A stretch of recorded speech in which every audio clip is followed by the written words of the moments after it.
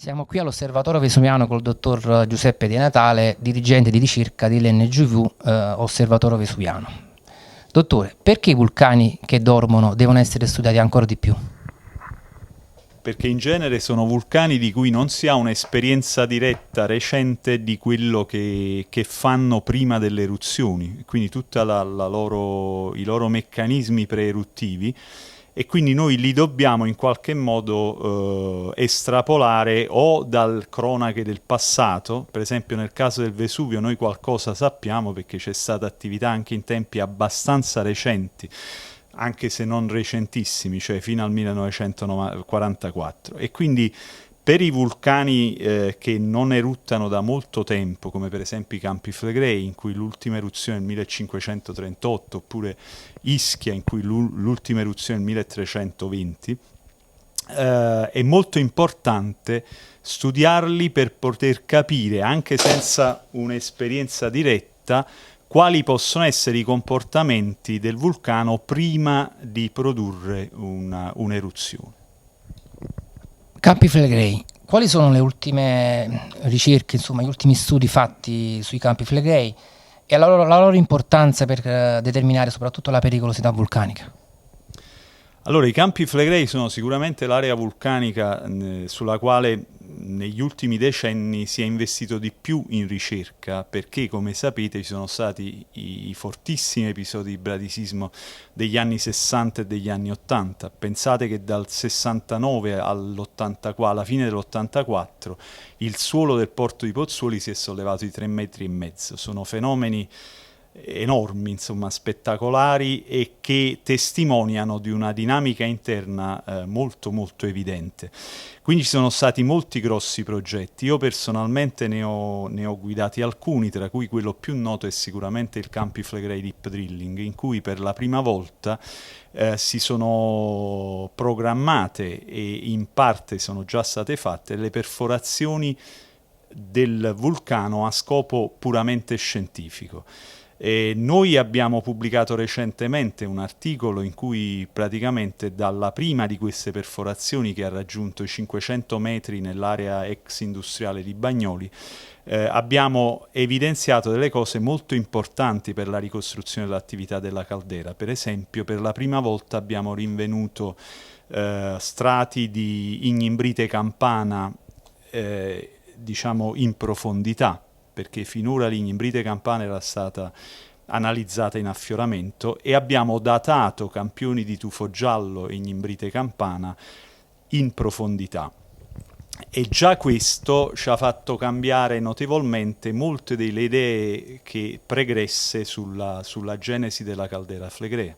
In particolare oggi sappiamo che la caldera flegrea non si estende a gran parte della città di Napoli come negli ultimi decenni si diceva, a proposito proprio della calderizzazione dell'ignimbrite campana, ma sicuramente anche l'ignimbrite campana, come il tufo giallo napoletano, se l'ignimbrite campana ha prodotto una calderizzazione, questa calderizzazione termina a est sulla collina di Posillipo.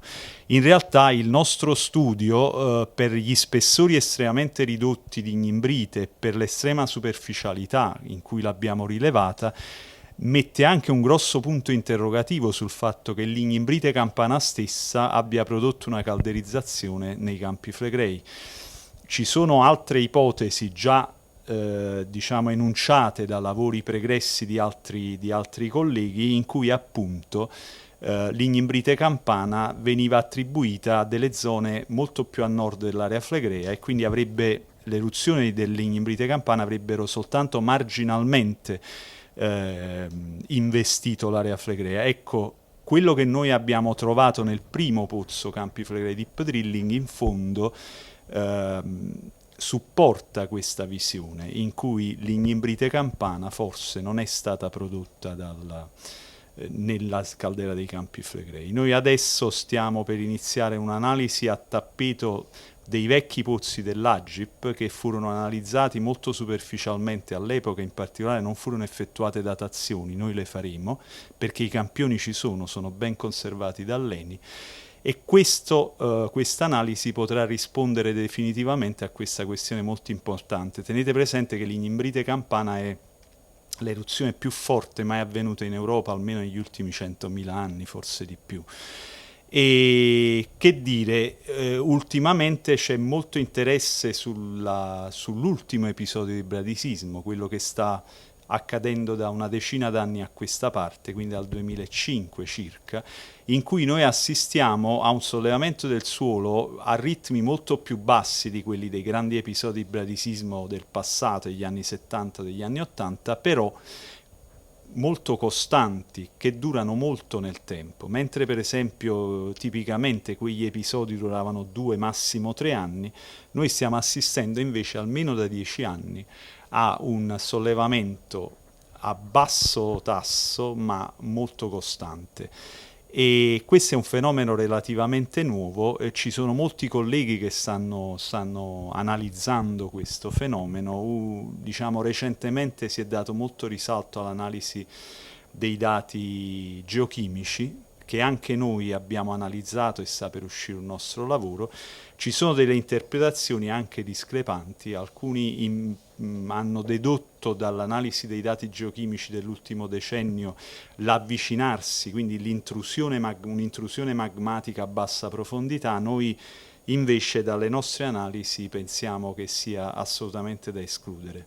Probabilmente questo episodio, almeno da un punto di vista di emissioni geochimiche, è dovuto piuttosto al reinstaurarsi di un regime di esalazione di gas che vengono dalla parte più profonda della camera magmatica, cioè da circa 8 km, perché negli ultimi 10 anni si sarebbe, appunto, già da una decina d'anni si sarebbe solidificata l'intrusione, che invece è quasi certamente avvenuta negli anni 80 e forse anche negli anni 70.